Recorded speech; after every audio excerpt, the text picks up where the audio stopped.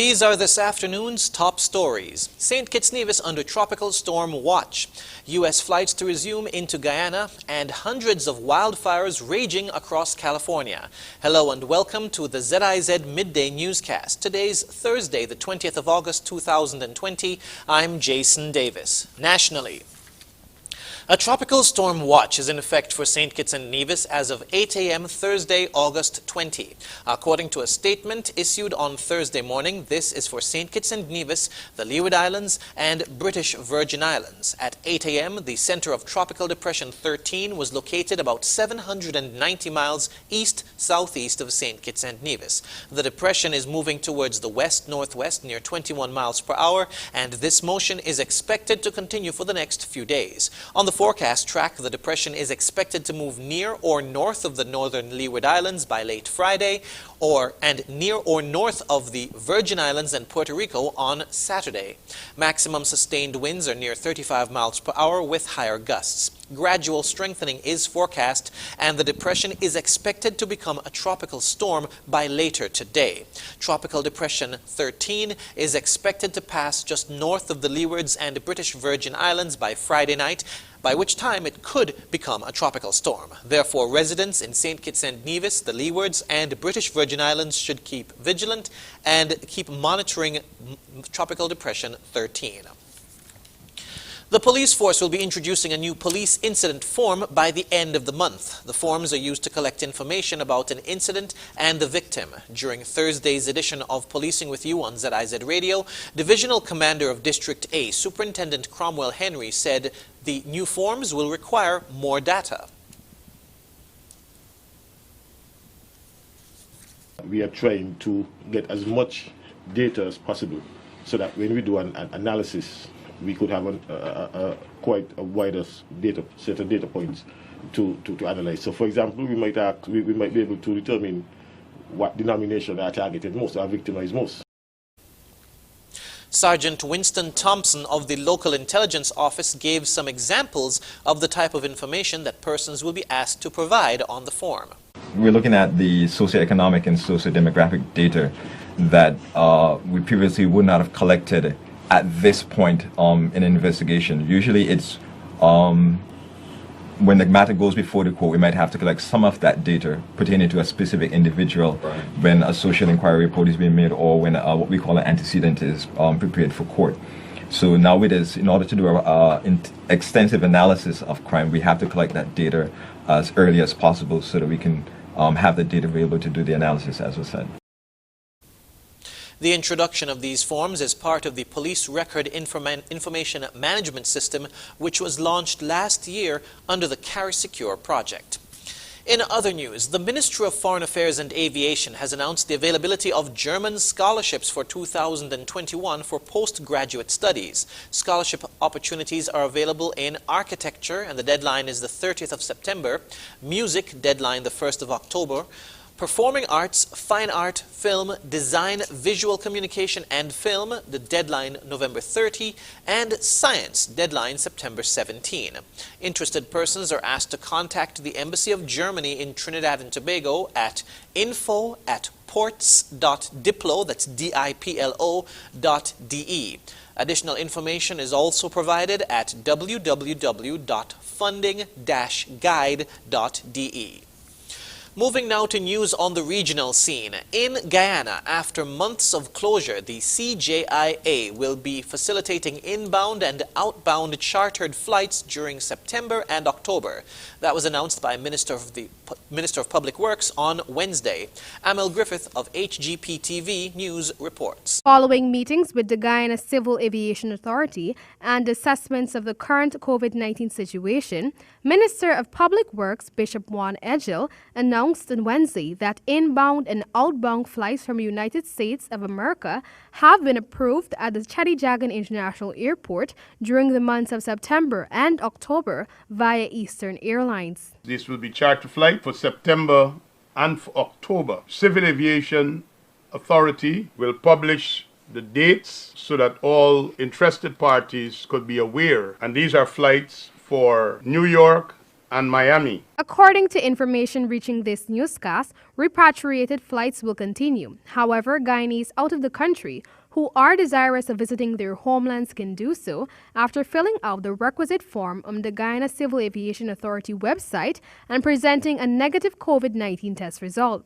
Meanwhile, persons who want to visit the U.S. can do so once the guidelines for entering that country is met. Meanwhile, highlighting the importance of keeping the populace safe, Minister Edghill maintains that all COVID-19 guidelines and other recommendations from global health bodies like the Pan American Health Organization and the World Health Organization WHO will be stringently observed on all flights. He committed that under the Ali administration, the standards for the reopening of the airport will be up to par. Additionally, he stated that the People's Progressive Party PPPC regime is taking even further steps to ensure that the Guyanese are safe by mulling the option of purchasing a mist tunnel for sanitation of passengers. Mist tunnels that will allow for sanitization on arrival and departure where needs be. Both the Chedijagan International Airport and the GCAA are pursuing the options. The airports were closed in March after Guyana recorded its first COVID-19 patient in death. At the time of this report, Guyana has confirmed 27 COVID-19 deaths and there is currently 737 confirmed cases, of which 365 have recovered. Minister Edghill also bashed the APNU AFC administration for its poor handling of the expansion project at the Chedijagan International Airport. Minister Edghill stated that Guyanese can now expect the mass modernization of the airport. The runway is incomplete. Works are going on at both ends. The terminal building that was renovated have significant defects. Leaking roof, improper tiling, problems with air conditioning, lighting, and the list of woes continue. In January 2020, former Minister of Public Infrastructure Jaipal Sharma at a press conference stated that the long-delayed Chedijagan International Airport CGIA expansion project was 93% complete and management had use of almost the entire facility. For the HGP Nightly News, I'm Mel Griffith. In St. Lucia, a police officer is facing murder charges for the 2018 shooting death of 22-year-old Ronnie Samuel. Members of the Police Welfare Association gathered outside the Criminal Investigations Department on Wednesday morning in a show of solidarity with the officer. More in this HTS News report. 22-year-old Ronnie Samuel, son of a high-ranking police official, was allegedly shot and killed by law enforcement after he purportedly opened fire in Grosley, injuring 2 men on August 1, 2018, during Juve activities celebrating Emancipation Day. Now, nearly 2 years after the shooting, on Wednesday, 19th August 2020, Director of Public Prosecution, Dasrian Green, has preferred charges against one officer in the shooting death of Samuel. Members of the Royal St. Lucia Police Force are standing behind me in solidarity with one of their own who has been charged with murder. According to President of the Police Welfare Association, Travis Chico, the Royal St. Lucia Police Force remains a close-knit organization for the law enforcement community. He says, though the morale of the men and women has been wounded by the announcement, the association will continue to provide much-needed support. I'm sure this one is going to be one of the nails in our coffin as we deal with it. A young, promising police officer.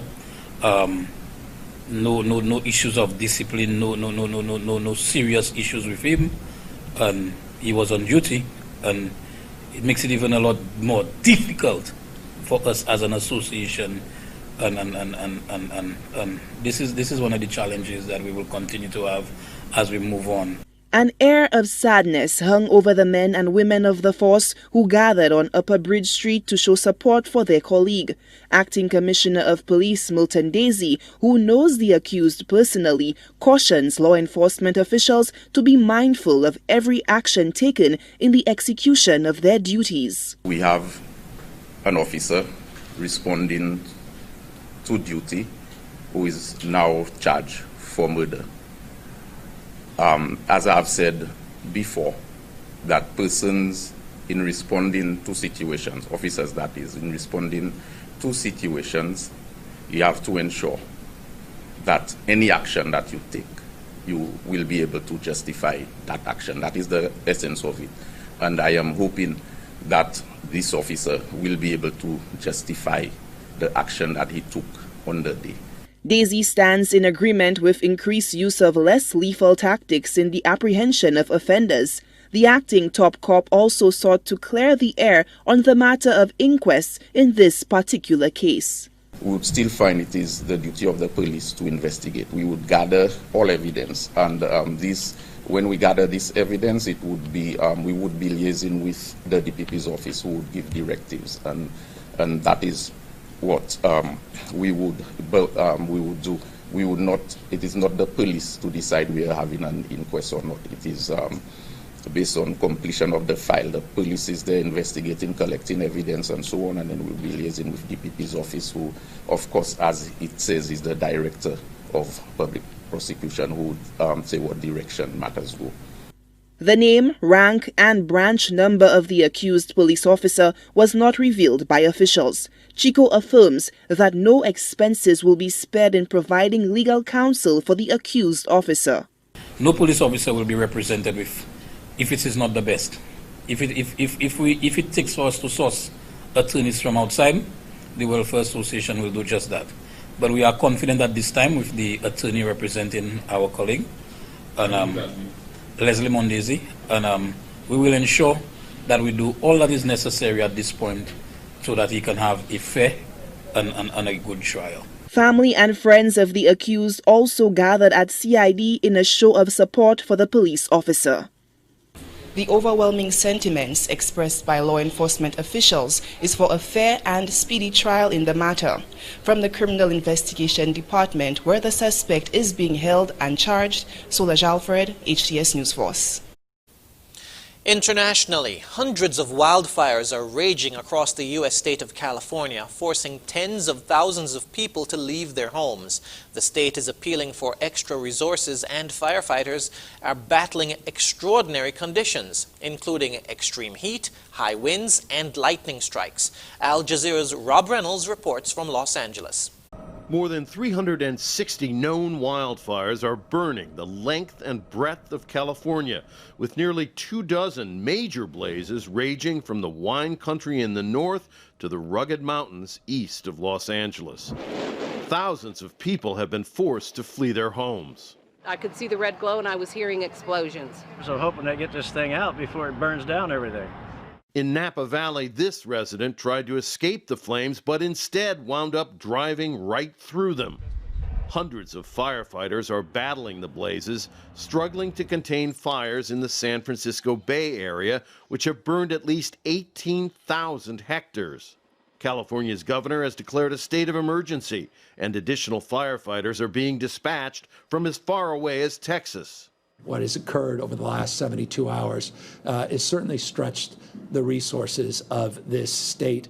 Enormous clouds of smoke mounted into the sky, worsening air quality across the region. The Northern California blazes began with thousands of lightning strikes spawned by unusual dry thunderstorms, hitting on one of the hottest nights of the year.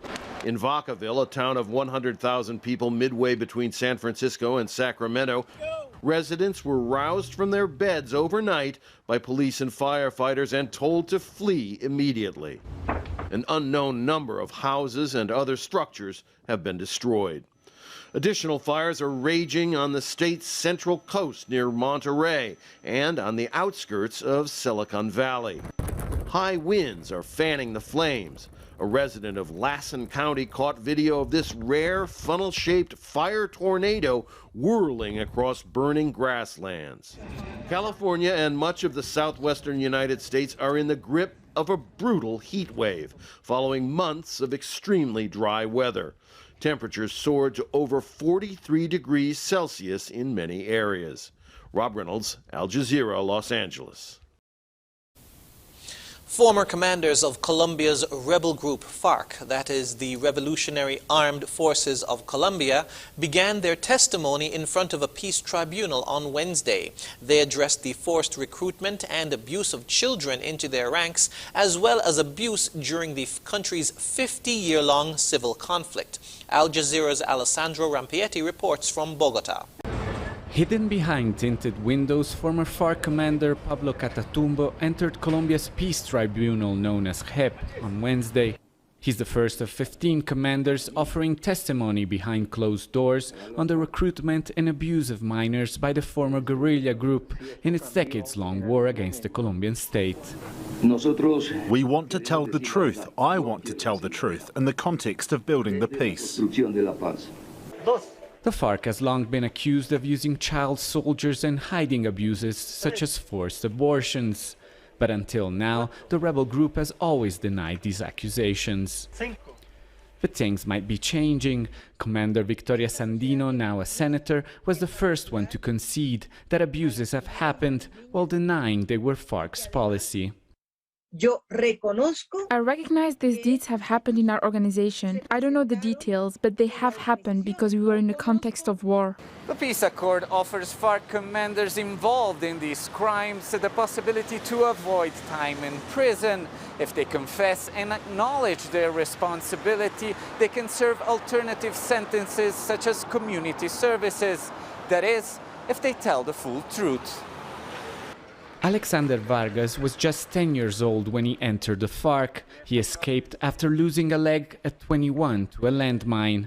He says many children joined the group to escape poverty, deprivation or paramilitary violence, but they were also deceived and forced to remain in the ranks against their will.